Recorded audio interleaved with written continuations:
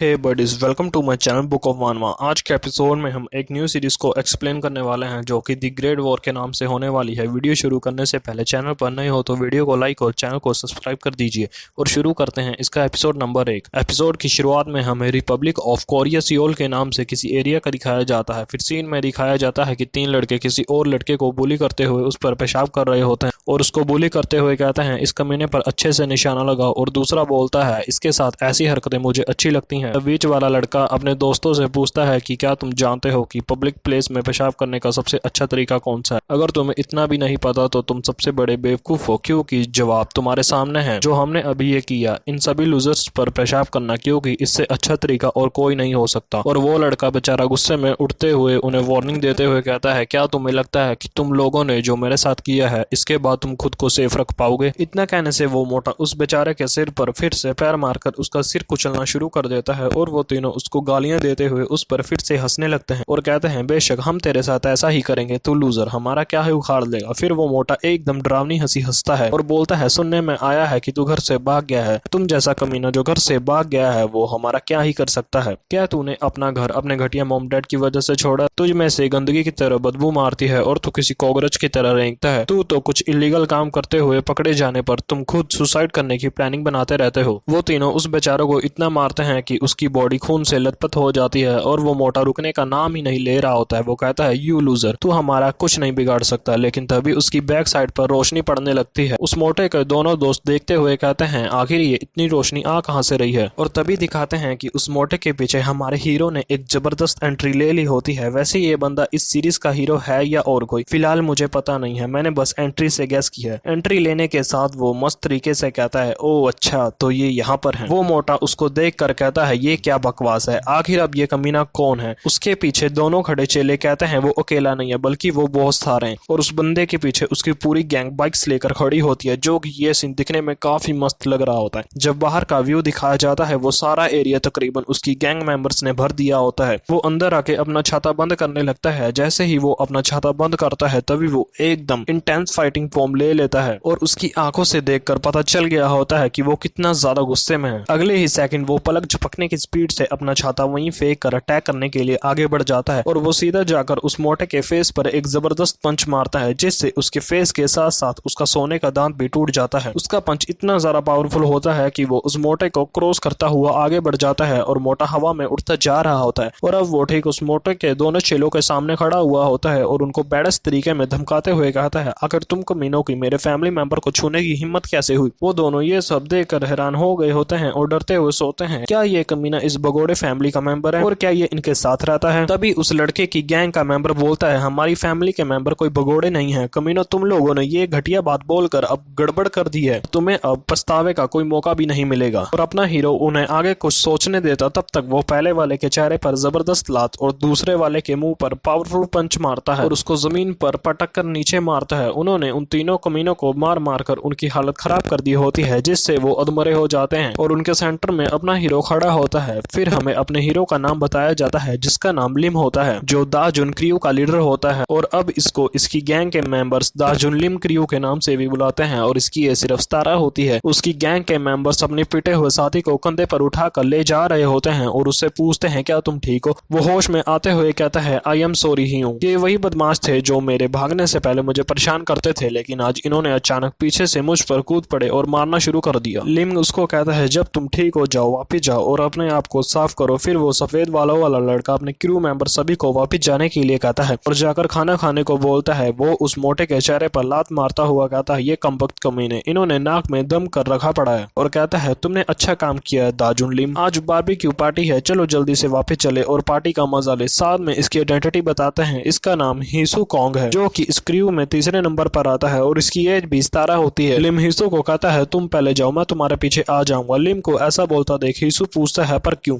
लिम कुछ सोचता हुआ हीसू को कहता है मुझे बस अचानक से बीता पल याद आ गया। हीसू लिम को ऐसा कहता देख उसकी ओर देखने लगता है। फिर हीसू बाहर बाइक पर बैठकर कहता है तुम जानते हो कि हम तुमको देर से आने की वजह से नहीं छोड़ेंगे, भले ही तुम हमारे लीडर क्यों ना हो। हीसू के जाने के बाद लिम अपना पास्ट सोचता है। उस दिन ठीक आज जैसे बिल्कुल तेज बारिश हो रही थी, मुझे बुरी तरह से घर और स्कूल से निकाल दिया गया था। वो लड़के मुझे भी बुली करते थे, मुझे कुत्ते की तरह भीख मांगने को कहते थे और सॉरी बुलवाने के लिए मजबूर करते थे। उस वक्त मैं रोता था, उनके आगे गिड़गिड़ाता था और कहता था आखिर मैंने क्या गलत किया है और तुम्हारा क्या बिगाड़ा है। तुम लोगों ने पहले मुझे परेशान करना शुरू किया और उल्टा तुम मुझे ही मार रहे हो। लिन यानी कि मैं जब बुरी तरह से उनसे मार खा रहा था तभी मैंने हिम्मत जुटाकर अपनी साइड पर पड़ी एक ईंट उठाई। वो दिन जब मैंने पीछे ना हटने का फैसला लिया था तब मैंने उसके सिर पर ईंट मारकर उस कमीने का सिर खोल दिया था, लेकिन इसके बावजूद भी वो नहीं डरे और बोल रहे थे तुम्हारे पास कोई वेपन नहीं है, लूजर तू हमारा कुछ नहीं बिगाड़ सकता। और उन्होंने मुझे फिर से मारना स्टार्ट कर दिया। जब मैं उनसे पिट रहा था तब उसने आकर मुझे उन कमीनों से बचाया। ये वही दिन था जिस दिन मैं अपने सेवियर से मिला। उसके सिर्फ एक बार उन कमीनों को धमकाने से वो वहां से दुम दबाकर भाग गए। तब मैंने स्ट्रॉन्ग बनने के लिए उससे रिक्वेस्ट करी कि प्लीज मुझे भी तुम अपने जैसा ताकतवर बना दो। अब जब मैं इसके बारे में सोचता हूँ तो मुझे डर नहीं लगता। ऐसा अमेजिंग पर्सन के कंधे को पकड़कर मैंने अपनी लाइफ पूरी तरह से बदल डाली। लेकिन घर से निकालने की वजह से मैं बहुत ज्यादा निराश था। बहुत सारे लोग काफी वजह से सड़कों पर आ जाते हैं, चाहे उन्होंने नॉर्मल लाइफ जीनी छोड़ दी हो, गुंडागर्दी से बाहर आए हो या उन्हें बाहर जाने पर मजबूर किया गया हो।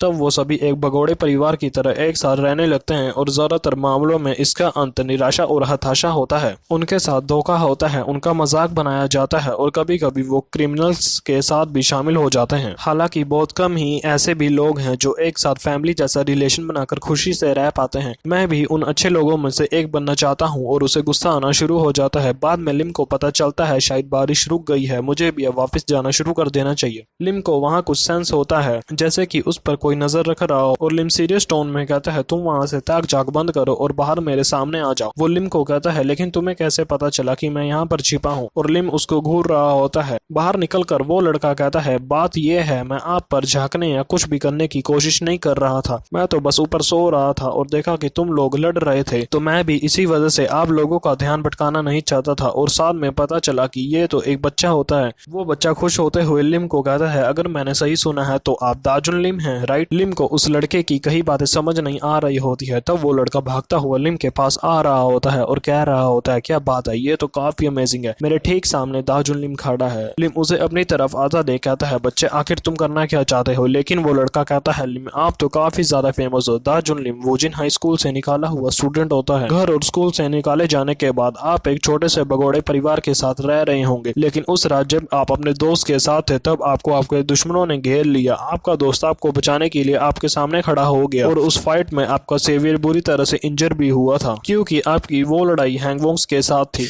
वो लड़ाई इतनी ज्यादा खतरनाक थी जिसमें आपके दोस्त ने अपनी जान तक गंवा दी और उसके बाद पूरी तरह से आपकी अच्छी साइड बुरी साइड में चेंज हो गई। आप प्रेजेंट में एक नए भगोड़े परिवार को लीड कर रहे हो और आज भी हैंगवोंग्स के अगेंस्ट लड़ रहे हो और आज भी आप रिवेंज के लिए उसी आग में झुलस रहे हो। आज जो कोई भी सड़कों पर निकला है वो सब आपको जानते हैं। क्या आपने सोचा कि मैं हैंगवोंग का जासूस हूँ? मैं हैंगवोंग ग्रुप से नहीं हूँ और एक्चुअल में मैं कोई बुरा लड़का भी नहीं हूँ। अगर आप मेरे बारे में सोच रहे हैं तो मैं आप मुझे अपना फैन कह सकते हो क्योंकि तुम दाजुन लिम बड़े कूल लगते हो। लिम उसकी तरफ देख रहा होता है और सोचता है क्या वो सचमुच एक ऐसा बच्चा है जो सड़कों पर रहता है। वो लड़का लिम को कहता है आपके पास डार्क फीलिंग्स हैं और ये सच में काफी ज्यादा बढ़िया है। वो लड़का इधर उधर देखने लगता है और कहता है मुझे लिम का ऑटोग्राफ ले लेना चाहिए, क्या मुझे यहाँ पर कहीं पर पेन मिल सकता है। लिम वहां से जाना शुरू कर देता है और वो लड़का उसके पीछे भागता हुआ लिम को 1 मिनट रुकने के लिए कहता है और कहता है आप कहाँ जा रहे हो। लिम पीछे मुड़कर उस बच्चे को समझाता हुआ कहता है कि मैं नहीं जानता कि मैं कैसे और क्यों फेमस हूँ, लेकिन मैं तुम्हें बता दूं कि मैं कोई ग्रेट पर्सन नहीं हूँ और मेरे पास यहाँ बैठकर तुमसे बातचीत करने का समय भी नहीं है क्योंकि मुझे बदला लेना है, ये तुम्हें अच्छी तरह से मालूम है। अगर तुम मेरी बातों को समझ रहे हो कि मैं क्या कह रहा हूँ तो जाओ और जाकर अपने रहने के लिए कोई जगह ढूंढो, वरना तुम ठंड में यहीं पर जमकर मर जाओगे और तुम यहाँ सोते हुए अगर किसी बुरे आदमी के हाथों पकड़े गए तो तुम मुसीबत में पड़ जाओगे। लिम की बातें सुनकर वो लिम को ओके बोलता है और अगले ही सेकंड वो एक्साइटेड होते हुए बोलता है तो फिर मुझे तुम अपने साथ ले चलो प्लीज। उसे ऐसा कहता देख लिम उसकी ओर हैरानी से देखने लगता है।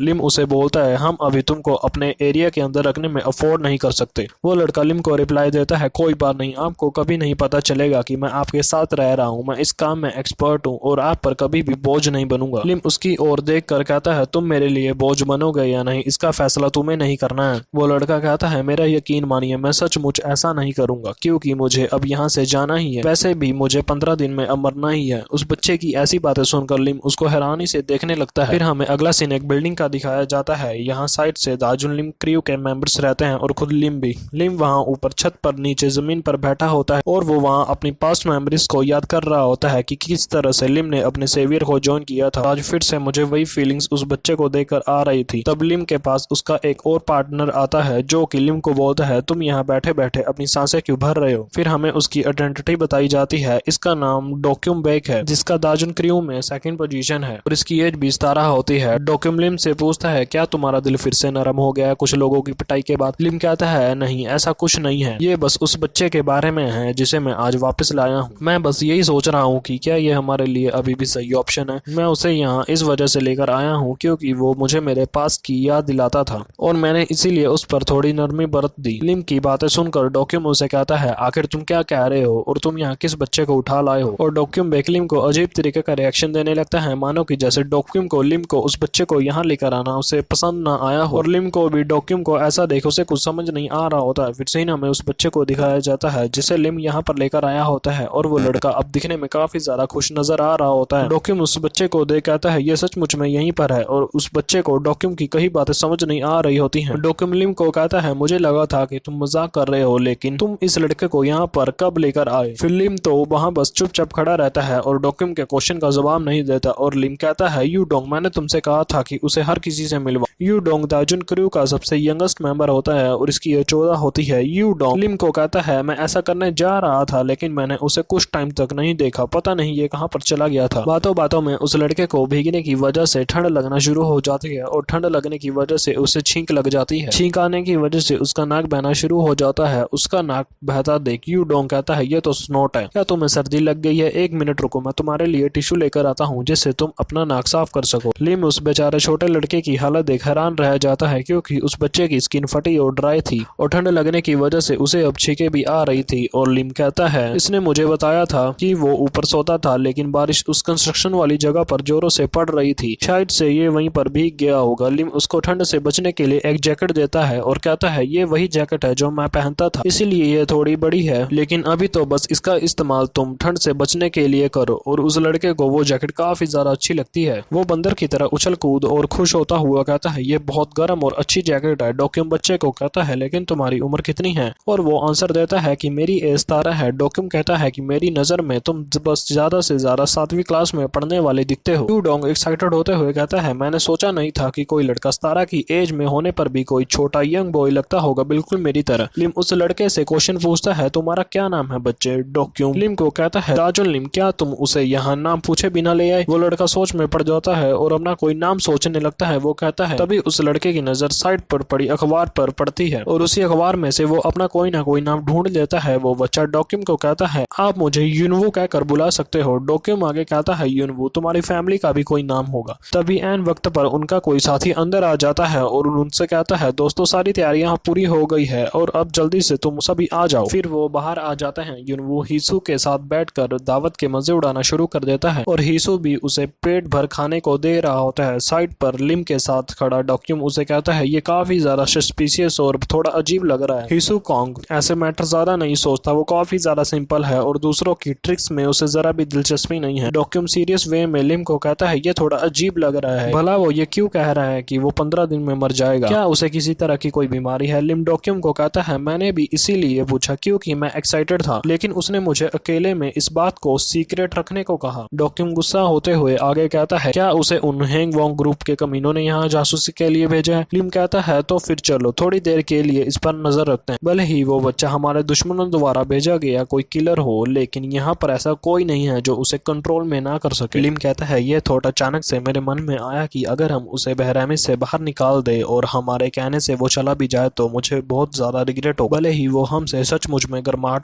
के लिए मदद मांग रहा हो। डोक्युम कहता है, क्या तुम अपने मन में उसके लिए दया रख रहे हो। खैर ये सब तो होना ही था क्योंकि तुम काफी ज्यादा नरम दिल के हो। लिम डोक्युम को कहता है, इसकी बजाय मैंने उस बच्चे से कुछ शर्तें रखी है। तब हमें पहली कंडीशन दिखाते हैं कि लिम ने उसे अकेला सोने के लिए कहा होता है। यू डोंग उसे सोने के लिए उसका रूम दिखा देता है और रूम में छोड़ आने के बाद यू डोंग उस रूम को बाहर से लॉक कर देता है और यू डोंग उसको बाहर से कहता है, तुम परेशान मत होना यूनवू।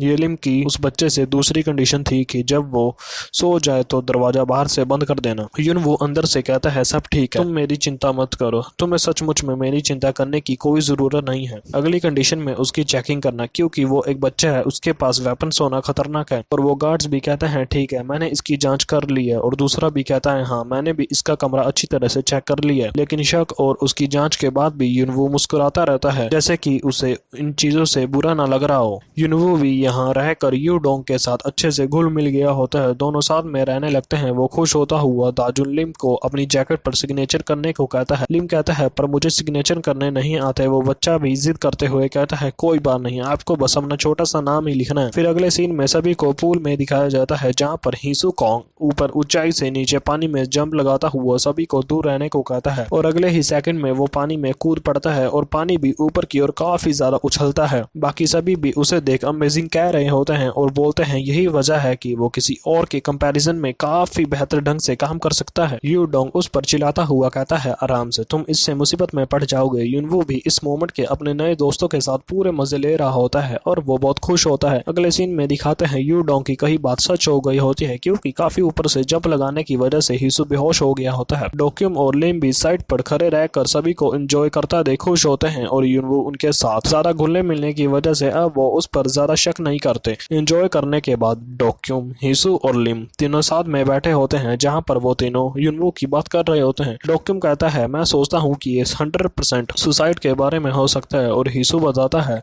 मुझे लगता है कि उस बच्चे का कोई मर्डर करने वाला है, इसीलिए हमें उसकी हेल्प करनी चाहिए। लिम कहता है लेकिन उसका मर्डर होने से पहले उसको कहीं ना कहीं से तो चेतावनी मिलनी चाहिए थी। और लिम गहरी सोच में पड़ जाता है। लिन युनवू की बात सोच रहा होता है कि मेरे पास बस 15 दिन है मरने को। लिम कहता है ऐसा नहीं लगता कि ये कोई बकवास बात है। डोक्यूम कहता है अगर हम उसकी सिचुएशन के बारे में पूछे तो भी हमें वो कुछ नहीं बताएगा। और हीसू भी कहता है उस बच्चे को हमसे ज्यादा लगाव नहीं बढ़ाना चाहिए था, अब हम उसकी चिंता करने के अलावा कुछ नहीं कर सकते। हीसू आगे कहता है जो भी हो, जिस 15 दिन की बात उस बच्चे ने की थी वो कल है, वो अभी नहीं मर सकता। अगर वो सुसाइड की प्लानिंग बना रहा है तो हम उसका मन बदल सकते हैं, और अगर कोई उस पर हमला करने आए तो हम उसे मारकर उससे छुटकारा पा सकते हैं। और हीसू कॉन्ग जोश में चिल्लाकर कहता है तो फिर चलो हम उसे मौत से बचाएं। और इतने में उनका बंदा उनके रूम में आकर चिल्लाकर लिम को पुकारता है और वो उससे पूछता है अब क्या हुआ, तुम इतने डरे हुए क्यों हो। वो बंदा घबराते हुए कहता है मुझे लगता है कि आपको मेरे साथ आना चाहिए और खुद ये सब देखना चाहिए। तब वो बंदा उन्हें साथ ले जाकर एक बड़ा चाकू दिखाता है और कहता है ये नाइफ हमें युनवू के रूम में मिला। आज सुबह जब हम उसका रूम चेक कर रहे थे तो हमें ये मिला, इसलिए हम इसे चुपचाप यहाँ आपको दिखाने के लिए ले आए। डॉक्यूम बोलता है ये हमारे किचन का चाकू नहीं है, ये बाहर का चाकू हमारे अंदर यहाँ कैसे आया। लिम तो अभी भी बस चुपचाप खड़ा होता है। आगे वो बंदा बताता है मैंने कल युनवू को अकेले बेसमेंट में जाते देखा, ये सिर्फ मेरा अंदाजा है, लेकिन क्या होगा अगर उसने इसे वहाँ छिपा दिया हो। सारी बात पता चलने के बाद हीसू कहता है तो सबसे पहले हमें उसका रीजन पूछना चाहिए उस बच्चे से। लेकिन लिम उन्हें ऐसा करने से मना कर देता है, क्योंकि लिम को युनवू पर शक होना शुरू हो जाता है, क्योंकि उसके दिमाग में पिछली बीती बात याद आने लगती है जब यू डोंग लिम को बता रहा था कि कुछ टाइम के लिए मुझे नहीं मिल रहा था। और लिम कहता है चलो आ जाओ, अब इस मैटर को हम अपने रूल्स के अकॉर्डिंग सॉल्व करें। अगले सीन में वो युनवू को घर से बाहर लाते हैं और उसके हाथ में कपड़े वाले बैग भी पकड़े होते हैं। यहाँ ये नहीं बताया गया कि लिम ने इस बच्चे से चाकू वाली बात की है या नहीं। फिर लिम उस बच्चे को कह रहा होता है युनवू हमारे एनिमीज हमसे बहुत ज्यादा गुस्सा हैं, हम किसी ऐसे पर्सन के साथ एक और दिन नहीं बिता सकते जिस पर हम जरा सा भी भरोसा नहीं कर सकते, क्योंकि ये हमारी फैमिली की सेफ्टी का सवाल है। डॉक्यूम कहता है कल 15वां दिन है, क्या कल सब ठीक होगा इस बच्चे के लिए। यू डोंग परेशान होते हुए कहता है हम तो उस बेचारे की सिचुएशन भी नहीं जानते। और हीसू यू डोंग को चुप रहने के लिए कहता है क्योंकि जिसने युनवू की देखभाल करने का आइडिया दिया वो कोई और नहीं बल्कि दाजुन लिम है। फिलहाल वो ये काम अपनी फैमिली की सेफ्टी के लिए कर रहा है। लिम युनवू से सीरियस वे में कहता है युनवू तुम इस टॉपिक को एक्सेप्ट करते हो कि आपने हमारा वादा तोड़ा है ना। युनवू अपना सिर झुकाते हुए हाँ में जवाब देता है। तब लिम कहता है ठीक है, मैंने तुम्हें शुरू से ही कहा था कि हमारे पास दूसरों के लिए फुर्सत बहुत कम होती है। युनवू उदास होते हुए पीछे मुड़कर कहता है मैं वैसे भी अब यहाँ से जा रहा हूँ। लिम कहता है अगर हो सके तो मुझे माफ कर देना युनवू, क्योंकि मैं तुम पर विश्वास नहीं कर सकता। युनवू कहता है चिंता मत करो, मैं ठीक हूँ, क्योंकि मैं अभी भी फैमिली के बारे में ज्यादा कुछ नहीं जानता, लेकिन मैं ये अच्छी तरह से जानता हूँ कि रिवेंज लेने की फीलिंग्स कैसी होती है। युनवू जाते हुए अभी भी स्माइल कर रहा होता है और वो पीछे मुड़कर लिम से बस एक लाइन कहता है मैं तुम्हें समझता हूँ दाजुन लिम, अपने आप से नफरत मत करो क्योंकि तुम रिवेंज की भावना में डूबे हुए हो। और लिम उसकी ऐसी बातें सुनकर शॉक हो जाता है और उसे याद आता है, अरे यार मैं तो भूल ही गया था। वो लिम को ग्रीटिंग्स करता हुआ कहता है, इस अच्छे मोमेंट में मुझे अपने साथ शामिल करने के लिए शुक्रिया। आपका बहुत बहुत शुक्रिया। अब मेरा जुकाम भी बहुत ठीक हो गया है। युनवू कहता है, शायद मैं अब थोड़ा बहुत जानने लगा हूँ कि फैमिली किसे कहते हैं। और लिम उसकी ये बात सुनकर बस शौक ही रह जाता है। और इसके बाद युनवू कई समय तक कहाँ चला गया इसका किसी को कुछ मालूम नहीं है, मानो कि जैसे वो दार्जिलिंग क्रू में कभी आया ही ना हो। यूडोंग उसी बच्चे को याद कर रहा होता है। वो कहता है, उसे देखे काफी वक्त बीत चुका है। फिर आगे तीन लड़के मोबाइल में कुछ देख रहे होते हैं, वो बातें कर रहे होते हैं। ये तो काफी ज्यादा क्रेजी है, ये बच्चा तो पूरी तरह से पागल हो गया। यूडोंग उनसे पूछता है, आखिर हुआ क्या है। वो तीनों उससे कहते हैं, तुम जरा ये देखो, क्या तुमने अभी तक ये नहीं देखा। जैसे ही वो मोबाइल में देखता है वो पूरी तरह से हैरान हो गया होता है। वो फौरन भागता हुआ छत के ऊपर जाता है और दाजुन लिम का नाम कहकर उसे पुकार रहा होता है। लिम उठकर बोलता है, बेवकूफ, अभी मेरा शेक पीने का समय नहीं हुआ है। यूडोंग परेशानी में कहता है, ऐसा नहीं है, आप जरा एक बार इसे देखिए। लिम जब मोबाइल में देखता है तो उसमें न्यूज चल रही होती है। रिपोर्टर कहता है, मैं ये बात नए व्यूअर्स के लिए फिर से कह रहा हूँ, ये युनसू इचियोन के होटल के ठीक सामने है। इस समय अचानक हथियार से हमला हो रहा है और जिस पर्सन को धमकी दी जा रही है वो ऑड्रीम के चेयरमैन होंग यिंग सेओग हैं और ये अटैकर रैंडम वेपन असॉल्टर लग रहा है। लिम अभी भी उस बच्चे को पहचान नहीं पाता। तब वो यूडोंग से कहता है, दिन दिहाड़े में वो पागल एक लड़का है बस। तब यूडोंग कहता है, हियोंग, चाकू पकड़े उस बच्चे को साफ साफ देखो, तुम्हें सब कुछ अपने आप पता चल जाएगा। जब वो उस लड़के की जैकेट देखता है वो हैरान रह जाता है क्योंकि उसे सब याद आ गया होता है, क्योंकि वो लड़का और कोई नहीं बल्कि युनवू होता है और उसकी जैकेट के पीछे लिम के सिग्नेचर भी किए होते हैं। युनवू ने उस चेयरमैन के गले पर वही नाइफ रखा होता है, उसे पीछे से पकड़ रखा होता है। युनवू इस वक्त पूरे गुस्से में होता है और वो अभी भी यही बात सोच रहा होता है, मैं फैमिली के बारे में ज्यादा नहीं जानता लेकिन मैं ये जानता हूँ कि बदला लेने की इच्छा कैसी होती है। लिम उसे पहचानने पर उसे गुस्से से देखने लगता है और कहता है, ये तो वही बच्चा है और मुझे ये किसी वॉर की तरह महसूस क्यों हो रहा है। तब एक लड़के को दिखाया जाता है जो कि शायद से स्टूडेंट होता है। वो कहता जाता है, बाहर इतना शोर शराबा क्यों है, क्या बाहर कुछ हुआ है। और फिर हमें उसकी पूरी लुक दिखाई जाती है।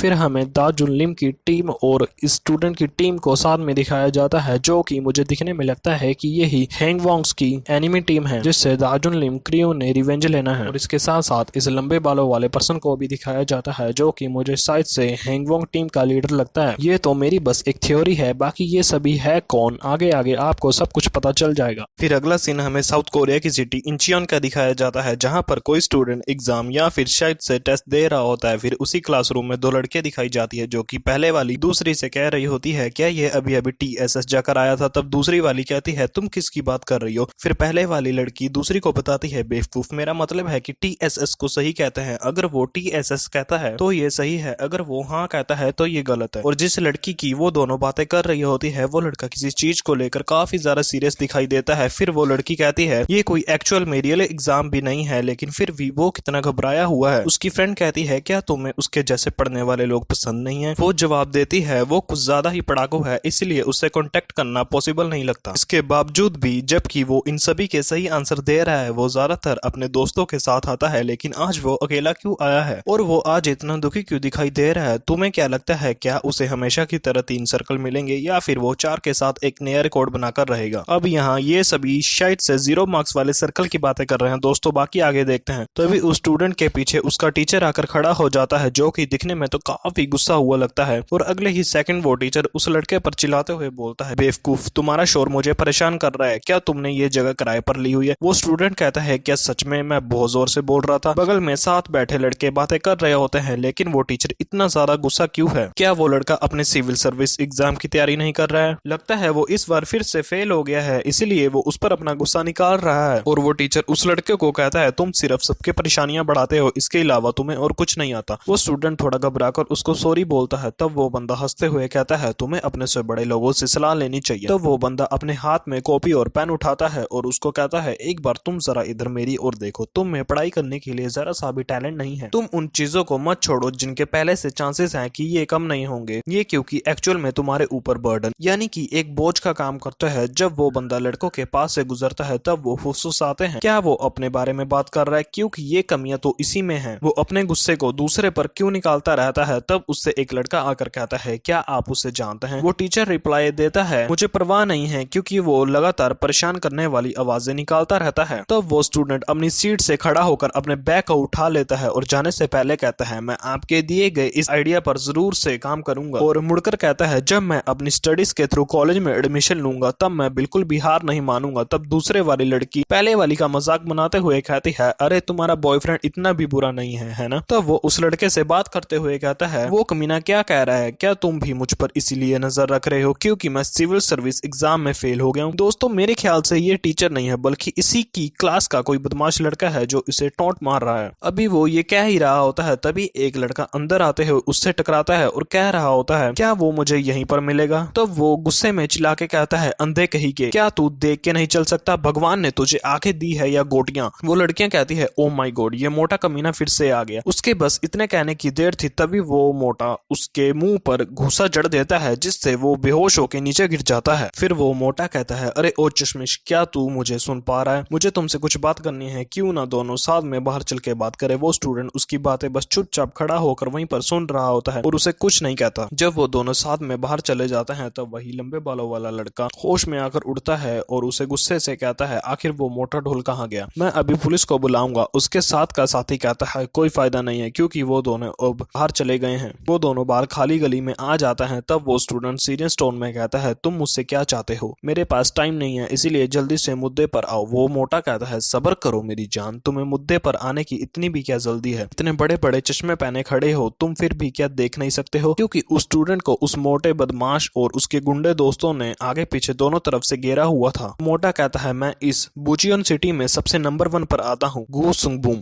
तो अब तुझे समझ आ रहा है, हम इतने सारे लोगों को एक साथ देख के। वो स्टूडेंट भी उसको कहता है, अच्छा तो तुम मेरा जवाब जानना चाहते हो? उसको मैं क्या ही आंसर दूंगा जिसकी गर्दन पीछे से पहले से ही खराब है। वो लंबे बालों वाला लड़का और उसका साथी ऊपर से सब कुछ देख रहे होते हैं। वो कहता है, क्या इसकी आज पिटाई होने वाली है? उसका साथी कहता है, आज आपको अपने आप को खुशकिस्मत वाला समझना चाहिए। और अगले ही सेकंड वो मोटा रफ्तार पकड़ते हुए उस पर अटैक करने के लिए आगे बढ़ता है और कहता है, तू तो आज गया कमीने। उस मोटे के अटैक करने से उस लड़के को रद्दी बरसा भी फर्क नहीं पड़ता। वो तो उसके सामने आराम से सिंघम की तरह खड़ा होता है। उसके चेले बात करते हैं, क्या तुम श्योर हो कि वो इसके बाद ठीक रहने वाला है? वो चश्मा लगाए हुए एक नॉर्मल आदमी की तरह ही तो दिख रहा है। वो ऊपर खड़ा बंदा कहता है, अब मुझे पूरा यकीन है कि जिस चश्मे से तुम खिलवाड़ कर रहे थे वो और कोई नहीं है बल्कि वो नए स्टूडेंट्स है जिन्होंने talented thugs Yuseong technical high school का सारा कारोबार संभाला है, जिनमें से ये लड़का भी उन्हीं में से एक है। और ये और कोई नहीं बल्कि वही मॉन्स्टर है जो एक बार जिस काम को करना शुरू करे तो वो उसे पूरा करके ही दम लेता है और उसका नाम यू गैमिन है। और यहीं पर दोस्तों हमें इसकी टेरिफाइंग लुक भी दिखाई जाती है। जिसने अपने फाइटिंग मोड को एक्टिवेट कर लिया होता है वो मोटा बिल्कुल यू गैमिन के पास आ गया होता है और कहता है, अब तो अटैक डॉज करने के लिए भी तुम लेट हो चुके हो बास्टर्ड। और अगले ही पल उस मोटे के पेट में एक पावरफुल अटैक आकर लगता है जिससे उसके वहीं पर चक्के छूट जाते हैं। ये अटैक कहां से आया और कब किया इसका अंदाजा उसको भी मालूम नहीं चलता। अटैक इतना पावरफुल होने की वजह से वो मोटा पीछे की ओर बिना पंखों के उड़ता हुआ जाता है और अपने साथियों के बीच नीचे जमीन पर जाकर गिरता है। और उसको इतनी दूर फेंकने वाला और कोई नहीं बल्कि गैमिन होता है जो अटैक फॉर्म में पंच बनाए खड़े होता है। तब क्लोज व्यू में गैमिन को दिखाते हैं जो कि दिखने में पूरा बैडस लग रहा होता है और किसी को कुछ समझ नहीं आ रहा होता है आखिर ये इसने कब किया। गैमिन कहता है, आई एम सॉरी, मैं इंग्लिश बोलने में थोड़ा सा अच्छा नहीं हूँ लेकिन धोबी की तरह धुलाई करने में एक नंबर हूँ। तब बताया जाता है कि ये यूसियोंग टेक्निकल हाई स्टडी ग्रुप का यूसियोंग स्टडी लीडर है जिसका नाम यून गैमिन होता है और इसकी एज बस 16 होती है। यून गैमिन अपने चश्मे साफ करने लग जाता है और अगले सीन में वहाँ जितने भी बंदे मौजूद होते हैं उसने सभी को पकड़ के धो डाला होता है और फोन पर अपने डैड से बोल रहा होता है, डैड मैं पढ़ाई में सच में बहुत ज्यादा खराब हूँ लेकिन स्टडी के थ्रू कॉलेज में एडमिशन लेना ही मेरा एक गोल है और इसीलिए मैंने यूसेयोंग टेक्निकल हाई स्कूल में एडमिशन लिया क्योंकि मैं बस झगड़ों और परेशानियों के लिए फेमस था। मैं बस चुपचाप पढ़ाई करने और सक्सेसफुली कॉलेज में एडमिशन लेने के लिए प्लानिंग कर रहा था लेकिन मैं झगड़ों में उलझ गया। इसीलिए मैंने एक ऐसा स्कूल ढूंढने की बहुत कोशिश की जहां मैं आराम से पढ़ सकूं और इसके साथ हमें गेमिंग के कुछ प्रीवियस फाइटिंग सीन दिखाए जाते हैं। इस तरह के चैलेंज कम से कम मुझे वीक में एक बार मिलते हैं। मुझे नहीं पता कि ये सही है या नहीं लेकिन मुझे ऐसा लगता है कि मैंने जो सोच रखा है वो मैं कर सकता हूँ। मैं जल्द से जल्द वहां पहुंच जाऊंगा। फोन काटने के बाद गेमिन सोचता है यहाँ सिर्फ एक टीचर है जो मुझ पर भरोसा करती है और मेरे साथ पढ़ने वाले स्टडी ग्रुप्स के दोस्त भी। गेमिन जाने से पहले जब पीछे मुड़कर देखता है तो उन बदमाशों के साथ साथ उनका सारा सामान भी वहीं वहीं बिखरा होता है और वहीं उनके एग्जाम पेपर भी पड़े होते हैं जिन पर F- मार्क्स आए होते हैं। गैमिन कहता है ये तो और भी ज्यादा अच्छा है कि ये मुझसे भी पढ़ने में ज्यादा वीक हैं। अगला सीन हमको योनसुगु होटल का दिखाया जाता है जो दिखने में काफी लग्जरी होता है और इसके बाहर एक बड़ा पानी का पूल भी होता है जहाँ ढेरों सारे फुवारे लगे होते हैं। गैमिन भागता भागता उस जगह पर आता है और कहता है शायद से मुझे यहाँ आने में थोड़ी देरी हो गई है। गैमिन अपने चारों ओर इधर उधर देखने लगता है और कहता है आखिर अब इसका मेन हॉल कहाँ पर है। गैमिन अभी हॉल ढूंढ ही रहा होता है तभी उसके पास आकर एक बच्चा गिरता है और बच्चा कौन है आपको तो ये पता चल ही गया होगा दोस्तों। वो जब उठकर बैठता है तब गैमिन कहता है क्या तुम ठीक हो, और साथ ही साथ वो मन में सोचता है ये तो एक बच्चा है लेकिन वो मेरे इतने करीब कब आ गया और मुझे पता तक भी नहीं चला। युनवो वहां से उठकर जाने लगता है जबकि गैमिन उसको बुलाता रह जाता है लेकिन युनवो उसकी बात का जवाब नहीं देता। गैमिन उसकी जैकेट पर उसे लिखे नाम को पढ़ रहा होता है जिस पर लिम ने अपना ऑटोग्राफ दिया था और गैमिन कहता है आखिर ये कितना अजीब बच्चा है। फिर सीन हॉल का दिखाया जाता है जहां उसके अंदर कोई भाषण दे रहा होता है लाइट एंड डार्कनेस। हम एक ऐसे एरा में रह रहे हैं जहां हम किसी पर्सन की कुछ बातों को गलत फहमी बना लेते हैं और उसको बिना कुछ सोचे समझे क्लियर भी कर देते हैं।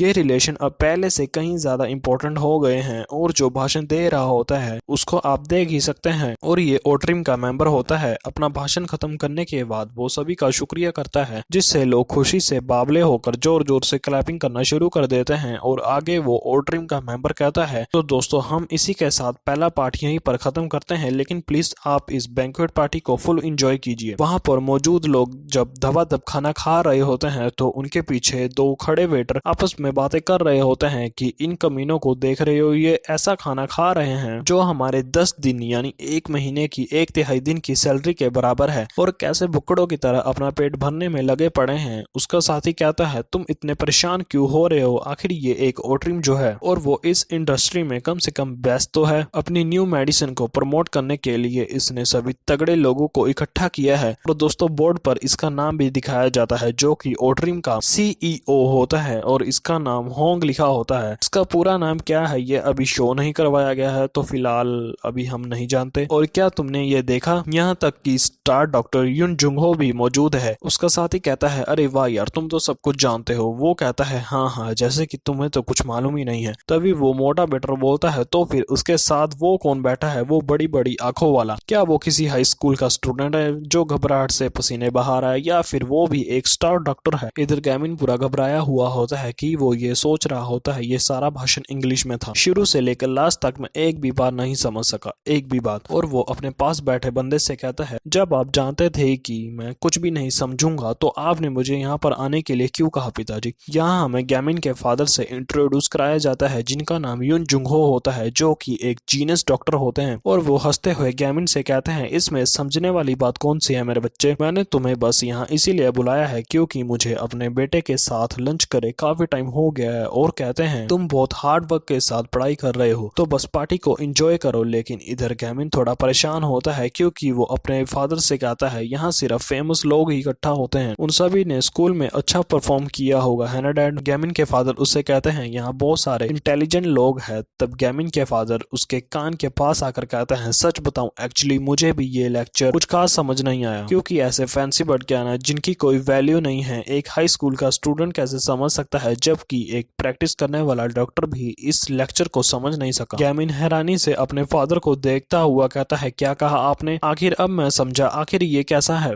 आगे उसके फादर कहता है ओट्रिम और वो सभी पैसे के पीछे भागते हैं इसलिए मुझे ये पसंद नहीं है, मैं यहाँ सिर्फ इसीलिए आया हूँ क्योंकि मेरे करीबी प्रोफेसरों ने मुझे यहाँ आने के लिए कहा था। तब गैमिन कहता है डैड जरा अपने पीछे देखिए क्योंकि उसके फादर के पीछे ओट्रिम का CEO खड़ा होता है जिसका युन जुंगहो को भी पता नहीं चलता और वो थोड़ा घबरा भी जाता है कहीं उसने सब सुन तो नहीं लिया और वो आकर हंसते हुए कहता है मिस्टर क्या ये खाना आपकी पसंदी का है। और यहाँ इसकी आइडेंटिटी भी बताई जाती है जिसका पूरा नाम हांग युनसुक होता है जो कि ओट्रिम में मेडिकल कंपनी के प्रेसिडेंट होते हैं। तब जुंगो योंगसुक के साथ हाथ मिलाते हुए कहता है बिल्कुल सर, मुझे अपने बेटे को भी साथ लाने की परमिशन देने के लिए आपको थैंक्स। योंगसुक कहता है नहीं ये ऑनर की बात है कि कोरिया के बेस्ट सर्जन ने अपनी प्रेजेंस से हमें अच्छी ब्लेसिंग्स दी। जुंगो कहता है अरे सर आप मेरी बहुत तारीफ कर रहे हैं। आगे योंगसुक कहता है क्या ये स्टूडेंट आपका बच्चा है। जुंगो कहते हैं हाँ ये मेरा ही बेटा है और दूसरी तरफ गैमिन भी उठकर उन्हें ग्रीटिंग्स करता है। योंगसुक कहता है आपका बेटा कितना स्मार्ट दिखता है, ये सब देखकर आपका बेटा आपके पैशन को जरूर से फॉलो करेगा। आगे वो गैमिन से पूछता है तुम किस स्कूल में पढ़ते हो। गैमिन कहता है चैंडलर इंटरनेशनल स्कूल। योंगसुक कहता है अच्छा, तो इनकी यूनिफॉर्म ऐसे ही दिखती है। गैमिन यहाँ इसको अपने स्कूल का नाम बताने में घबरा रहा होता है। गैमिन बस यू यू करते रह जाता है। योंगसुक इतना ही सुन कहता है यू, कहीं तुम यू यांग स्कूल की तो बात नहीं कर रहे। गैमिन कहता है नहीं, ये बात नहीं है, और वो मन में सोच रहा होता है मैं पहले कभी अपने स्कूल पर शर्मिंदा नहीं हुआ था जितना अब शेम फील कर रहा हूँ। योंगसुक के गार्ड भी गैमिन को देखते हुए सोचते हैं आखिर ये लड़का इतना घबरा क्यों रहा है, क्योंकि गैमिन के दिमाग में बीती बातें फाइटिंग की चल रही होती है और वो दांत पीसते हुए घबराने लगता है। तभी गैमिन के डैड सबको कहते हैं यूसेयोंग टेक्निकल हाई स्कूल। अपने डैड को उसके स्कूल का नाम बताता देख गैमिन के तो छक्के छूट जाते हैं, लेकिन अभी भी उसका डैड नहीं रुकता और वो कहता है मेरा बेटा इंचियोन के यूसेयोंग टेक्निकल हाई स्कूल में पढ़ता है। ये नाम बताने से वही मोटा वेटर फुसफुसाते हुए कहता है यूसेयोंग स्कूल, ये जगह कचरे के सिवा और कुछ नहीं है। जबकि उसका दूसरा साथी उसे चुप करवा रहा होता है और योंगसुक भी उनकी इन्हीं हरकतों को देख रहा होता है। योंगसुक इस स्कूल का नाम सुनकर सोचता ही रह जाता है और फिर हंसता हुआ बोलता है मैंने कहावत सुनी थी कि जब से पेड़ से टूटकर नीचे गिरता है तो वो उसके पास में ही गिरता है, लेकिन यहाँ तो इसका उल्टा है। ऐसा लगता है कि तुम्हें अपने पिता के बराबर पहुंचने के लिए कड़ी मेहनत करनी होगी। देख रहे हो दोस्तों ये दड़ियल कैसे बेचारे गैमिन को टोट मार रहा है। जैसे ही वो गैमिन के कंधे पर हाथ रखने लगता है तभी गैमिन के फादर जुंगो उसका हाथ अपने बेटे से हटा देते हैं और कहते हैं आपको हमारी इतनी चिंता है उसके लिए आपका शुक्रिया। अब ये हुई ना बात अंकल जी, तुसी ग्रेट हो। इसे कहते हैं टोट का बदला टोंट। आगे जुंगो मस्त अंदाज में बोलते हैं इसकी कोई जरूरत नहीं है, क्योंकि ये समझना कि आपकी कमी कहाँ है और उसे दूर करने के लिए हार्डवर्क करना। और जब मैं खुद एक स्टूडेंट था तो मैं इस हार्डवर्क के बारे में इमेजिन भी नहीं कर सकता था, लेकिन मुझे मेरे बेटे के ऊपर पूरा यकीन है क्योंकि वो किसी और से कई ज्यादा हार्डवर्क करता है। योंगसुक जुंगो को ऐसी बातें करता देख बस चुप ही रह जाता है और आगे वो क्या बोले उसको कोई बात नहीं सूझ रही होती है। योंगसुक पीछे मुड़ता हुआ एक ही बात बोलता जाता है हार्डवर्क करना ठीक है, लेकिन लाइफ में कोई प्रोग्रेस ना करना एक और प्रॉब्लम जैसा लगता है और मैं आपकी भलाई के लिए अच्छी विशेष मांगता हूँ। गैमिन अपने डैड को अपनी साइड लेटा देख उसको बुलाते हैं और उसका डैड कहता है यही रीजन है कि मैं कोरिया से नफरत करता हूँ। गैमिन अपना सिर नीचे झुकाकर उनसे माफी मांगता हुआ कहता है सॉरी डैड, मैं ऐसा बेटा नहीं हूँ जिस पर आप प्राउड फील कर सको। गैमिन का डैड उसको पकड़ता हुआ कहता है तुम छोटे बदमाश, अगर तुम ऐसे हो तो तुम्हारी माँ मुझे डांटेगी, जबकि मैं तुम्हारी माँ को ज्यादा खुश रखने के लिए अच्छे मौके की तलाश में हूँ। फिर गैमिन का डैड उसे प्यार से समझाता है बेटा तुम कभी भी अपनी माँ और पिताजी के लिए शर्मिंदगी का रीजन नहीं बने हो। और गैमिन भी कहता है ओके डैड मैं समझ गया, लेकिन फिर भी उसका डैड इस बात को नोटिस कर लेता है कि उसका बच्चा किसी बात को लेकर बहुत दुखी है। फिर हमें प्रेसिडेंट को दिखाते हैं जो अब अपने असली चेहरे के साथ सामने आ चुका है। वो कहता है जल्दी से अपनी मेन बिल्डिंग की ओर वापस चलो। तब उसका गार्ड कहता है लेकिन सर अभी दूसरा पार्ट लेक्चर का रह गया है। योंगसुक कहता है अब भूल जाओ, मैं यहाँ जो करने आया था वो कर चुका हूँ और मैं दिखावा करते करते थक गया हूँ। आगे वो कहता है मैंने यून जुंगहो के बेटे के स्कूल के बारे में क्यों पूछा, हालांकि मुझे पता था कि ये क्वेश्चन उसे काफी ज्यादा शर्मिंदा कर देगा। मेरे दिमाग में अभी भी उसकी वही कही बातें घूम रही है। क्या बोल रहा था वो, मेरे कहे वर्ड्स जिनकी कोई वैल्यू नहीं है और मेरा पैसों के लिए लालच। एक मेडिकल हीरो, मैंने सोचा था कि उसका यहाँ इस बैंक्वेट में मौजूद होना अच्छा लगेगा, लेकिन ऐसा बिल्कुल नहीं हुआ। ये देखते हुए भी कि उस 2 टके के इंसान ने मेरा पर्सनल डॉक्टर बनने की ऑफर भी रिजेक्ट कर दी, बट एट द एंड वो एक सर्जन के अलावा और कुछ नहीं है। इसके साथ उसके पीछे का गार्ड अपने साइड पर कुछ देख रहा होता है और उसके साइड पर और कोई नहीं बल्कि द लिम क्रू का हाल ही में बना न्यू मेंबर युनवू होता है। और उसके हाथ में क्या पकड़ा हुआ है उसका अंदाजा आपको तो लग ही गया होगा। वो गार्ड कहता है ये बच्चा कब इतनी करीब आया, मुझे तो पता भी नहीं चला। और जब जैसे ही उस चीज पर से कपड़ा हटकर नीचे गिरता है तब युनवू का वेपन सामने आ जाता है। इधर सीन गैमिन का दिखाते हैं जो कि अपनी बीती बातों में खोया हुआ होता है और वो बार बार उन्हीं पिछली बातों को याद कर रहा होता है कि उन चीजों को मत पकड़ो जिन पर मेहनत करने का कोई फायदा नहीं है, ये तुम्हारे लिए एक्चुअल में बस बर्डन का काम करेगा। हार्डवर्क करना ठीक है लेकिन कोई प्रोग्रेस ना करना एक और समस्या जैसा लगता है। और उस कमीने की ओ माय गॉड ने तो मेरा सचमुच दिमाग गर्म करके रख दिया है। तभी गैमिन के पास से प्रेसिडेंट के से दो गार्ड भाग के जा रहे होते हैं और कहते हैं बहुत बुरा हुआ, बहुत ही ज्यादा बुरा हुआ, जिन्हें गैमिन भी नोटिस कर लेता है। वो गार्ड घबराते हुए आपस में बात कर रहे होते हैं। पहले वाला कहता है आखिर हुआ क्या है, तब दूसरे वाला कहता है वहां पर चेयरमैन को किसी ने उसके गला काटने के लिए उसके गले पर चाकू रखा हुआ है। और सीन में दिखाते हैं युनवू ने अपने तेज धार वाले चाकू से उसके गले को पॉइंट करके नीचे बिठाया होता है, जहां पर योंगसुक के टोटली पसीने छूटने लगते हैं। दूसरी ओर प्रेसिडेंट के गार्ड चिल्ला रहे होते हैं बच्चे तुम फौरन अपना चाकू नीचे रखो और सरेंडर कर दो, नहीं तो अच्छा नहीं होगा। क्या तुम्हें लगता है कि इसके बाद तुम ठीक रह पाओगे? बच्चे तुम जानते भी हो कि तुम किसके साथ खिलवाड़ कर रहे हो। इधर प्रेसिडेंट भी चिल्ला रहा होता है जल्दी करो, कुछ करो और मुझे बचाओ। युनवू उनको जवाब देता है ऑफ कोर्स मैं ये अच्छी तरह से जानता हूँ कि मैं क्या करने जा रहा हूँ। लेकिन जब युनवू प्रेसिडेंट से अपना टेरिफाइंग ऑरा रिलीज करते हुए पूछता है अब तुम बताओ क्या तुम मुझे पहचान गए हो। दूसरी तरफ गैमिन इस नज़ारे को देख रहा होता है। वो कहता है ये तो चेयरमैन है। और वो बच्चा क्या ये वही पहले वाला बच्चा है जिससे मैं मिल चुका हूँ? आगे युनवू कहता है अगर तुम अंदाजा लगा लो कि मैं कौन हूँ तो शायद से मैं तुम्हें यहाँ से जाने दूं। चेयरमैन कहता है क्या तुम मेडिसिन के साइड इफेक्ट का शिकार हो?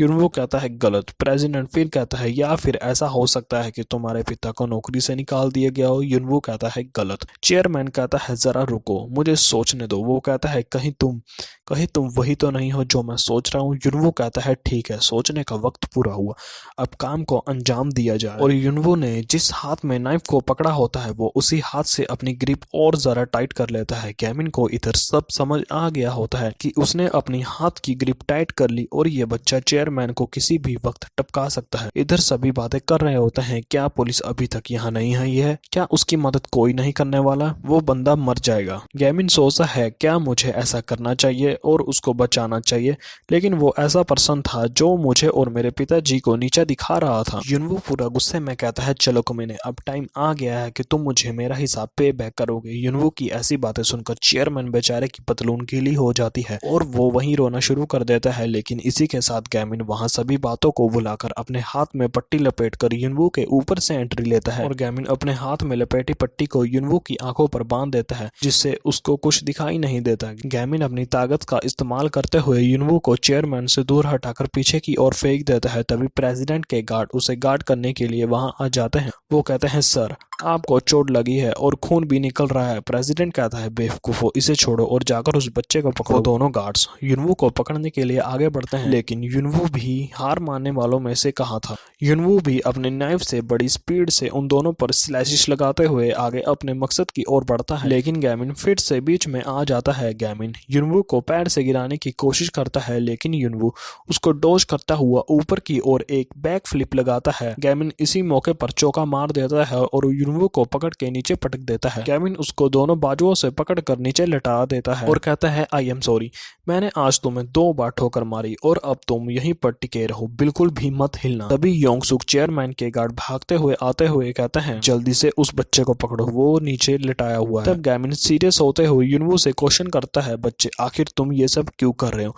मुझे यकीन नहीं हो रहा है, तुम एक छोटे से बच्चे हो फिर भी खुलेआम चाकू चला रहे हो। लेकिन युनवू गैमिन की बातों का जवाब नहीं दे रहा होता है, वो बस नीचे लेटा होता है। तभी गैमिन के डैड जुंगो चिल्लाकर कहते हैं गैमिन अपने पीछे देखो, क्योंकि पीछे से ऊपर की ओर से गैमिन की तरफ एक चाकू आ रहा होता है। वो चाकू भी गैमिन के काफी करीब पहुंच गया होता है उसको किल करने के लिए, लेकिन गैमिन भी ऐन वक्त पर उसको नोटिस कर लेता है। लेकिन गैमिन के पास भी अब इतना टाइम नहीं था कि वो उसे डॉज कर सके। वो तेज रफ्तार से आता हुआ चाकू गैमिन के पास से आता हुआ सीधा जमीन पर जाकर टकराता है जिससे गैमिन बच जाता है। जब चाकू बिल्कुल पास पड़ा होता है युनवू इसी मौके का फायदा उठाता है और फौरन अपने हाथ में चाकू अटैक करने के लिए पकड़ लेता है। दोस्तों किसी ने यहाँ पर ये चाकू गैमिन को मारने के लिए नहीं बल्कि युनवू की हेल्प करने के लिए फेंका होता है। अब ये मिस्टीरियस बंदा कौन है? फिलहाल अभी ये एक सीक्रेट रखा है। युनवू फौरन बिना कुछ सोचे समझे उस नाइफ को गैमिन की ओर घुमाता है लेकिन गैमिन वक्त रहने पर अपने बाजू को सामने कर लेता है जिससे उसके बाजू पर एक कट लग जाता है। कट लगने की वजह से गैमिन युनवू पर चिल्लाता है कि तुम कमीने, लेकिन साइड से गैमिन के फादर उसको कहते हैं बेटा आखिर तुम अब तक वहाँ क्या कर रहे हो? उस वक्त गैमिन का ध्यान डिस्ट्रैक्ट होकर अपने पापा की तरफ चले जाता है जिसका युनवू फायदा उठाकर गैमिन की पकड़ से छूटकर भागने की कोशिश करता है। गैमिन भी ये देखकर कहता है अरे नहीं, मेरा ध्यान कहीं और चला गया। युनवू की स्पीड इतनी ज्यादा होती है कि वो गैमिन को क्रॉस करता हुआ वहां से भागना शुरू कर देता है। युनवू को भागता देख चेयरमैन के गार्ड्स भी उसके पीछे भागते हैं और कहते हैं जल्दी से उसको पकड़ो, वो वहां से भाग रहा है। वो गार्ड गार्ड्स युनवू पर चिल्ला रहे होते हैं, बच्चे तुम कहाँ भाग के जा रहे हो,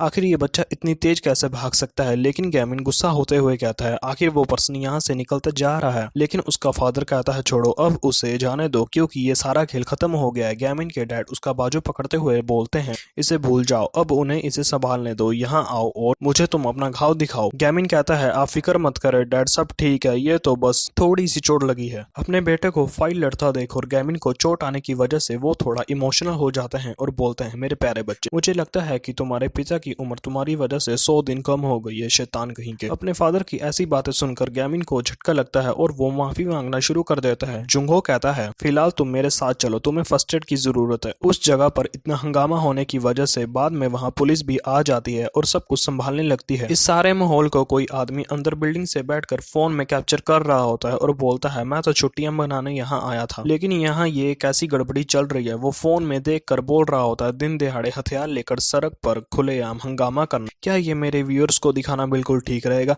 और इसकी आइडेंटिटी में बताते हैं कि ये रिव्यू यूट्यूबर होता है जिसका चैनल नेम रिव्यू मैन से होता है और इसके सब्सक्राइबर्स भी 3,20,000 होते हैं। दोस्तों इस बंदे के भी 3,20,000 सब्सक्राइबर हैं, तो मेरे भी आप लोग सब्सक्राइब करके 3 लाख कर दो।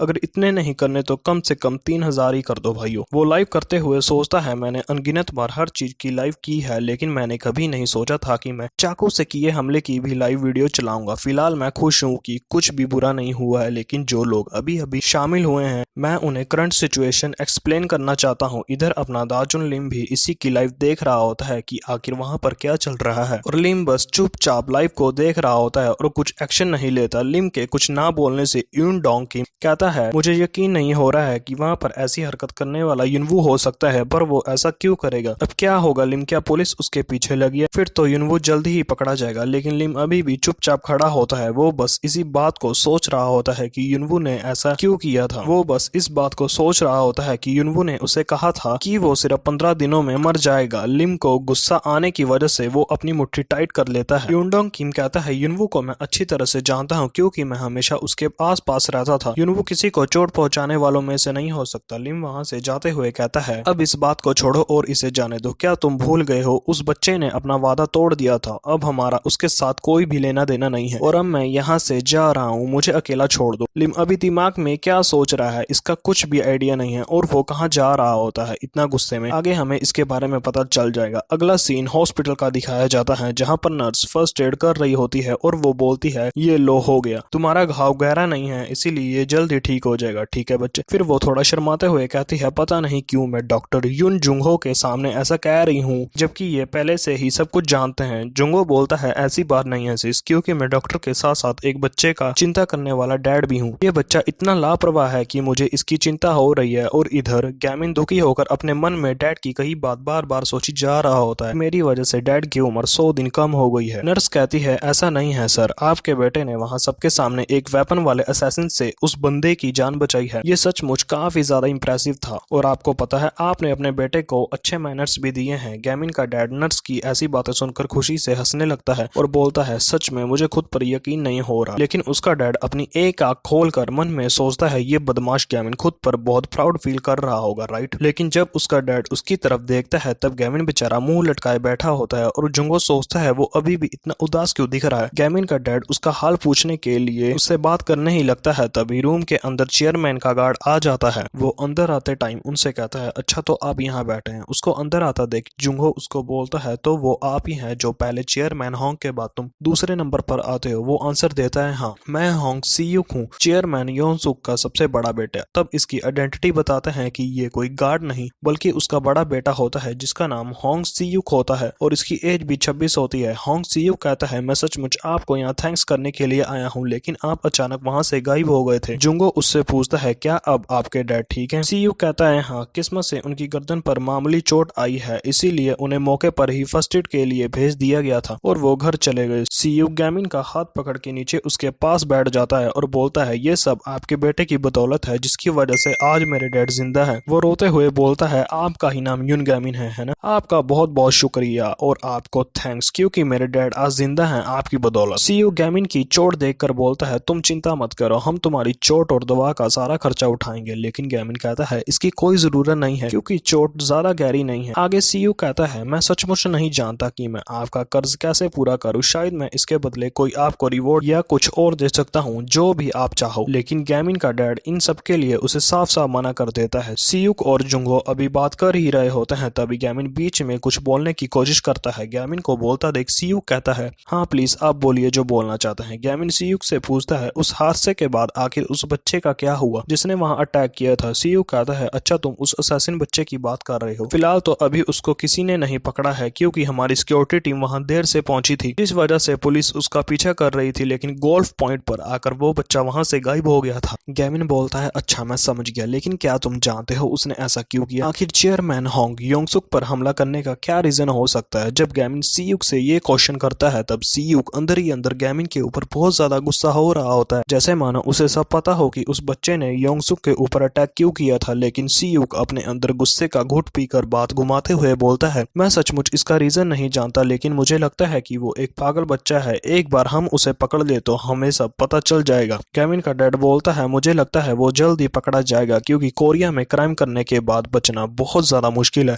सियुक जाते हुए कहता है, तो फिर मुझे अब अपने डैड से मिलने जाना होगा। अगर आपको किसी चीज की जरूरत हो तो प्लीज मुझे बेझिझक बताएं। सियुक बाहर जाकर अपने सभी गार्ड से मिलता है और उनसे पूछता है, आखिर तुम लोगों को वो बच्चा मिला या नहीं? उसका गार्ड बताता है, सर हम अभी भी उसे ढूंढ रहे हैं, लेकिन अभी तक उसका कुछ पता नहीं मिला। उसकी बात सुनकर सियुक कहता है, तो फिर अब से हमारे सभी काम और मीटिंग्स रोक दो। उस बच्चे को ढूंढने के लिए हमारे जितने भी रिसोर्सेज खर्च होते हैं सभी को इस्तेमाल कर दो। लेकिन वो गार्ड कहता है, क्या सर ऐसा करना हमारे लिए ठीक रहेगा? सियुक कहता है, हाँ ठीक ऐसा ही करो जैसे मैंने कहा। वो गार्ड कहता है, सर अगर हम ऐसा नहीं भी करेंगे तो भी वो बच्चा जल्द ही पकड़ा जाएगा, क्योंकि ये चेयरमैन होंग का मामला है, इसीलिए पुलिस के पास अपनी पूरी ताकत को इस्तेमाल करने के अलावा और कोई ऑप्शन नहीं है। सियुक जब उसकी ये बात सुनता है, वो 1 मिनट के लिए आंखें बंद करके खामोश हो जाता है और अगले ही मोमेंट में वो उस गार्ड को गुस्से में आकर सीधा उसके कॉलर से पकड़ लेता है और बोलता है, भाड़ में जाए तुम्हारा ये ज्ञान, मुझे ये सब मालूम नहीं है। मैं तुम्हें अब ये बात आखिरी बार बता रहा हूँ और इसे तुम ध्यान से सुनकर अपने भेजे में अच्छी तरह से बिठा लो, क्योंकि मुझे वो लड़का पुलिस के ढूंढने से भी पहले चाहिए। मैं चाहता हूँ पुलिस से पहले तुम उस तक पहुंचो और उस बच्चे को घसीट कर मेरे पास लेकर आओ। तुम उसे पकड़ने के लिए कौन से मेथड और रिसोर्सेज इस्तेमाल करोगे, मुझे इससे कुछ भी घंटा फर्क नहीं पड़ता। चाहे कुछ भी हो, पक्के तौर पर मुझे वो चाहिए तो चाहिए। जाओ और उसे ढूंढो। अब तुम सभी यहाँ खड़े खड़े मेरा मुंह क्या देख रहे हो? क्या तुम्हारे लिए अलग से इस बात को अनाउंस करूं? अगर तुम समझ गए तो यहाँ से दफा हो जाओ। मुझे पूरा यकीन है वो बच्चा अभी अंधेरे में डर डर के जिंदा रह रहा होगा। इधर सियुक के गार्ड्स भी युनवू को ढूंढने के लिए निकल पड़ते हैं। सियुक स्कैरी लुक देता हुआ बोलता है, उसकी ये मजाल की वो इतना सब कुछ कर जाएगा और हम हाथ पे हाथ रख के बैठे रहेंगे। तुम जहां पर मर्जी छिप जाओ, मैं तुम्हें ढूंढ निकालूंगा और उसके बाद तुम्हारा हश्र बहुत बुरा होगा।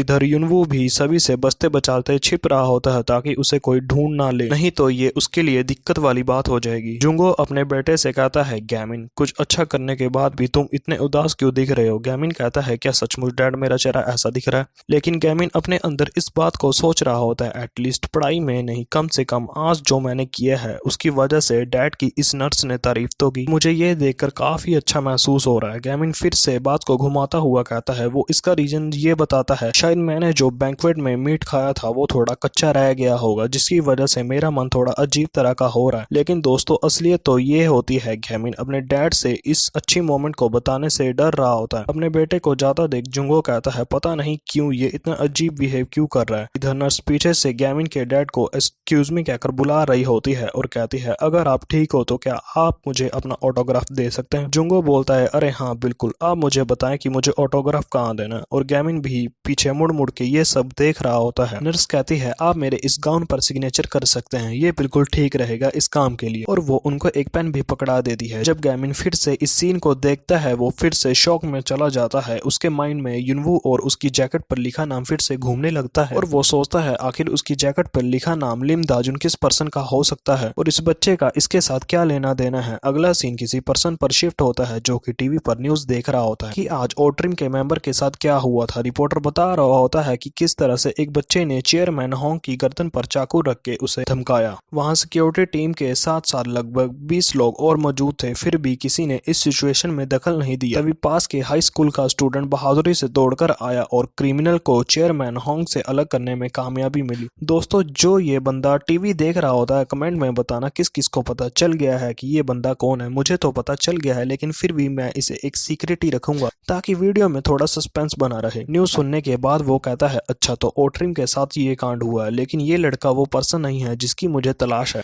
फिर हमें 3 दिन बाद शाम को यूसेओंग टेक्निकल हाई स्कूल का दिखाया जाता है। स्कूल में कोई बात कर रहा होता है कि जब मैं आज सुबह उठा तो तुम्हारी ये न्यूज देखकर हैरान रह गया कि तुम्हें किसी की जान बचाने के लिए बदले अच्छा रिवॉर्ड मिला है। अगर ऐसे एक्सीडेंट के लिए तुम्हें कोई अवार्ड देता है तो तुम्हें कुछ तो अच्छा कहना चाहिए था ना गैमिन। और जो ये लड़का बात कर रहा होता है ये गैमिन का क्लासमेट होता है जिसका नाम ली जुन होता है और इसकी एज भी 16 होती है। गैमिन कहता है इसके बारे में रिवॉर्ड तक तो ठीक था, लेकिन क्या इसमें कोई आर्टिकल भी छपा है? गैमिन का दोस्त बोलता है चलो भी यार ये बहुत बढ़िया है, ये सब तुम्हारे लिए बहुत यूजफुल है। क्या तुम जानते हो कि ये तुम्हारे सेशन रिकॉर्ड के लिए कितना ज्यादा फायदेमंद हो सकता है? इसका नाम किम से यून होता है जिसकी एज 16 होती है और ये इनके ग्रुप का मास्टरमाइंड होता है, जो कि कहता है वैसे क्या अभी जो हो रहा है वो ठीक है, क्योंकि ये न्यूज अभी से फैलनी शुरू हो गई है, जबकि देखा जाए तो वो क्रिमिनल अभी तक पकड़ा नहीं गया है और इसमें हमारे स्कूल का नाम भी आ चुका है, तो ये थोड़ी चिंता की बात है। ली जुन कहता है अगर वो बदला लेने या कुछ भी और करने की कोशिश करता है तो इस बार वो सचमुच पकड़ा जाएगा। किम से यून कहता है मुझे इस बारे में नहीं पता, वो एक पागल बच्चा है जो उस चाकू के साथ हंगामा मचा रहा था, लेकिन मुझे किसी बात को लेकर बुरा लग रहा है। ली जुन कहता है ये ठीक है मेरे दोस्त, गैमिन को चश्मिश भी कहा जाता है तो वो इस तरह से उसे पहचान नहीं पाएगा। से यून कहता है बेवकूफ, आखिर तुम किस तरह की फालतू बातें कर रहे हो? गैमिन बोलता है इसके बारे में कुछ मत कहो, क्या लोग ऐसे भी होते हैं जो लोग गुस्से में आकर किसी को चोट पहुंचाने की कोशिश करते हैं और बाद में रोने भी लगते हैं? गैमिन की ऐसी बातें सुनकर से यून और जुन उसकी तरफ हैरानी से देखने लगते हैं कि आखिर ये क्या बोल रहा है और किसकी बात कर रहा है। तब जुन उससे पूछता है दोस्त आखिर तुम किसके बारे में बात कर रहे हो? गैमिन कहता है वो बच्चा, जब मैंने उसको बाजुओं से पकड़कर नीचे लेटा रखा था तब मैंने गौर से उसकी तरफ देखा तो मैं हैरान था क्योंकि वो बच्चा रोने लगा था, पता नहीं क्यों पर मुझे उसके लिए बुरा लगा। गैमिन ये बातें बता रहा होता है तभी उसके पीछे से कोई कहता है क्या यही वो वजह है जिसके लिए तुमने उसे जाने दिया? सेयुन, गैमिन और जुन तीनों मुड़कर देखते हैं आखिर अब क्लासरूम में कौन आ गया है जो सारी बातें सुन रहा था। जब गैमिन पीछे देखता है तो ठीक उसके पीछे स्कैरी लुक में लिम खड़ा होता है जो कि गैमिन को ही घूर रहा होता है। लिम उसकी आंखों में आंखें डालकर बोलता है क्या मैंने सही कहा, यही वो रीजन था जिसकी वजह से तुमने उसे जाने दिया? गैमिन भी उसे सीरियस होकर देखना शुरू कर देता है, आखिर अब ये कौन है जो उसके बारे में आकर सीधा सीधा मुझसे बात कर रहा है। फिर प्रीवियस सीन में दिखाते हैं लिम किस तरह से अपनी बाइक को भगाकर किसी को ढूंढ रहा होता है। वो अपनी बाइक ठीक यूसेओंग टेक्निकल हाई स्कूल के पास आकर रोकता है और बोलता है मेरे ख्याल से अभी स्कूल में विंटर ब्रेक की छुट्टियां चल रही होगी। अपने फोन में गैमिन की न्यूज देखते हुए बोलता है क्योंकि मेरे पास सिर्फ यही एक सबूत है। लिम सीरियस लुक में अंदर जाने के लिए रेडी हो जाता है। फिर सीन प्रेजेंट का अंदर क्लासरूम में दिखाया जाता है जहां लिम गैमिन को बताता है ऐसा नहीं है कि तुमने उसे खो दिया, तुमने बस उसे वहां से जाने दिया। तब ली जुन थोड़ा कंफ्यूज होते हुए कहता है अबे अब तू कौन है जो सीधा हमारे क्लासरूम में आकर हमसे ही सवाल जवाब पूछ रहा है, और मुझे तो तुम हमारे स्कूल के स्टूडेंट भी नहीं लगते हो। लिम जुन को इग्नोर करता हुआ सीधा गैमिन से कहता है यून गैमिन ये काफी अच्छी बात है कि तुम मुझे यहीं पर मिल गए, मैं तुमसे कुछ जरूरी बातचीत करना चाहता हूँ। लिम की ऐसी बातें सुनकर गैमिन सोच में पड़ जाता है कि आखिर इसने मुझसे ऐसी कौन सी बात करनी है जो ये सीधा मेरे स्कूल तक आ चला। ली जुन इस बात से काफी गुस्सा हो जाता है और वो लिम को यहीं पर रुकने के लिए कहता है और जुन पूरा गुस्से में आकर लिम की आंखों में आंखें डालकर कहता है बास्टर्ड मैंने तुमसे कुछ पूछा है, आखिर तुम कौन हो? और ली जुन भाइयों इस लुक में पूरा खतरनाक दिख रहा होता है। ली जुन फाइटिंग मूड में आता हुआ कहता है किसी और के स्कूल में अचानक से घुस जाना ये थोड़ा एरोगेंट बिहेवियर है, क्या तुम्हें ऐसा नहीं लगता? अगर तुम एक चैलेंजर हो तो पहले तुम्हें मेरे साथ एक राउंड खेलना चाहिए। फिर लिम उसको आंसर देता है अच्छा तो तुम जानना चाहते हो कि मैं कौन हूँ? हालांकि कहने के लिए मेरे पास कुछ ज्यादा नहीं है, लेकिन मैं सियोल सिटी से लिम दाजुन हूँ। जैसे ही लिम अपनी पहचान बताता है तब गैमिन और सेयुन ये सुनकर हैरान हो जाते हैं। अब लिम भी फाइटिंग मोड में आकर टेरिफिंग लुक के साथ जुन को कहता है अगर ये तुम्हारे रूल्स का हिस्सा है तो ठीक है आ जाओ। फिर दूसरी तरफ ली जुन भी पूरे मूड में कहता है हाँ क्यों नहीं, तो हो जाए दो दो हाथ, वैसे भी मुझे एक्सरसाइज किए काफी टाइम हो गया है। लेकिन गैमिन जुन को रोकते हुए कहता है तुम्हें इसके साथ लड़ने की कोई जरूरत नहीं है जुन, तुम बस यहाँ से पीछे हट जाओ क्योंकि मुझे ऐसा नहीं लगता कि वो यहाँ हमारे साथ लड़ने के लिए आया है, तो ठीक है मैं उससे बात करने जाऊंगा। जुन गैमिन से बोलता है अच्छा तो तुम्हें ऐसा लगता है, लेकिन तुम इस अजनबी पर विश्वास कैसे कर सकते हो? फिर गैमिन क्लासरूम से बाहर जाता हुआ लिम को कहता है चलो छत पर चलकर बात करते हैं। उन दोनों को जाता देख सेयुन और ली जुन देखते हैं। जुन सेयुन को कहता है तुम्हें क्या लगता है उस बंदे का फेस किसी फाइटर जैसा नहीं दिखाई देता। सेयुन गैमिन की बताई बातें याद कर रहा होता है। ऐसा नहीं है कि उसने उसे खो दिया, उसने बस उसे ऐसे ही जाने दिया। अगर वो उस बच्चे के बारे में बात कर रहा है जो चाकू चला रहा था और जो गैमिन के सामने रोने लगा था, इस लिम का जरूर उस बच्चे से कुछ लेना देना है और इसमें कोई शक नहीं है। ली जुन कहता है ऐसा नहीं हो सकता और मुझे 100% यकीन है वो एक फाइटर है। कोई ऐसा पर्सन जो इतना स्ट्रॉन्ग दिखता है वो एक पक्का फाइटर ही हो सकता है। गैमिन और लिम दोनों साथ में छत के ऊपर जा रहे होते हैं। गैमिन आगे और लिम उसके पीछे पीछे होता है। अगला सीन सियोल सिटी में प्योंगचांग डोंग का घर दिखाया जाता है जो कि ये और ट्रिम के योंगसुंग का घर होता है। फिर हमें होंग योंगसुंग को दिखाया जाता है जो कि चिड़चिड़े मूड में बैठा होता है और नर्स भी उसकी गर्दन पर दवा लगा रही होती है जहां पर कट लगा होता है और योंगसुंग कहता है डैम इट 3 दिन बीत चुके हैं। नर्स उसे कहती है सर अब आप बिल्कुल भी मत हिलना क्योंकि मैं आपके बैंडेज लगाने जा रही हूँ। योंगसुक 3 दिन से इस नर्स को बर्दाश्त कर रहा होता है। वो कहता है ये मुझे पागल बना के छोड़ेगी। तभी योंगसुक के पास उसका एक गार्ड भागकर आता है। योंगसुक उसको देखकर नर्स का हाथ झटक देता है और गुस्से में गार्ड से पूछता है क्या तुम लोगों ने उस बच्चे को पकड़ लिया है या नहीं। वो गार्ड बताता है सर हमारी अभी टीम से बात होकर हटी है और उन्होंने बताया है कि वो अभी भी उसे पकड़ नहीं पाए हैं लेकिन जल्द ही वो बच्चा पकड़ा जाएगा। शायद ऐसा इसीलिए है क्योंकि वो बच्चा किसी तरह से सीसीटीवी कैमरे से बच रहा है लेकिन उन्हें उसका कोई सुराग भी नहीं मिल पाया है। तब योंगसुक शांत होते हुए बोलता है अच्छा तो ये बात है लेकिन कोशिश करो कि वो जल्दी पकड़ा जाए। फिर सीढ़ियों से कोई नीचे उतरता हुआ बोलता है इस बात को सोचना कि आप उस बच्चे के लिए कोई बड़ा बवाल नहीं मचा रहे हैं जिसने आप पर चाकू चलाया है और ताजुब की बात है वो अभी तक पकड़ा भी नहीं गया है। सच में ये कितनी अजीब बात है। फिर हमें इसका पूरा फेस इसकी आइडेंटिटी के साथ दिखाते हैं जो कि एक लड़की होती है और इसका नाम होंग सिहा होता है जिसकी एज 19 और ये योंगसुक की सबसे बड़ी बेटी होती है। गार्ड से कहती है आप ये चाहेंगे कि उसे जल्द से जल्द पकड़ लिया जाए ताकि आप उसको पनिशमेंट दे सके लेकिन ऐसा क्यों नहीं हो पा रहा है अंकल। योंगसुक अपनी बेटी को रेडी शेडी होकर नीचे आता देख उस पर चिल्लाकर कहता है होंग सिया तुम फिर से शराब पीने और पार्टी करने जा रही हो। मैंने तुमसे कहा था तुम्हें ऐसे घूमने की परमिशन नहीं है। क्या 1 साल का खेल काफी नहीं है। क्या तुम्हें कुछ महसूस नहीं होता जब तुम अपने बड़े भाई को उसकी छोटी उम्र में इतनी मेहनत करता देखती हो और तुम कब तक ऐसे आलसी बनकर अपने बाप के पैसे उड़ाती घूमती रहोगी। तब सिहा के सामने उसका भाई आ जाता है। सिहा अपने भाई सीयू के पास आकर कहती है भाई लगता है अब डैड भी मेरे स्टाइल के साथ खेलना चाहते हैं। तभी वो होंग सीयू को पीछे से धक्का लगाकर अपने डैड के पास ले जाती है और बोलती है शायद मुझे ये हार्ड सिचुएशन एक बाप और बेटे के लिए छोड़ देनी चाहिए। सिहा की ऐसी हरकतें देख सीयू बोलता है सिहा आखिर तुम कब सुधरोगी। सिहा हंसते हुए कहती है चाय बोल फैमिली में सभी लोगों का इतना स्ट्रिक्ट यानी कि कठोर होना सही नहीं है लेकिन डैड आपकी ये बेटी अपना बेस्ट देकर सब कुछ बैलेंस बनाए रखने की पूरी कोशिश करेगी। और फिर सिहा अपने डैड का डायलॉग उसी पर चिपका देती है क्योंकि डैड आप ही कहते रहते हो कि सेब पेड़ से टूटकर ज्यादा दूर नहीं गिरता है। भाई साहब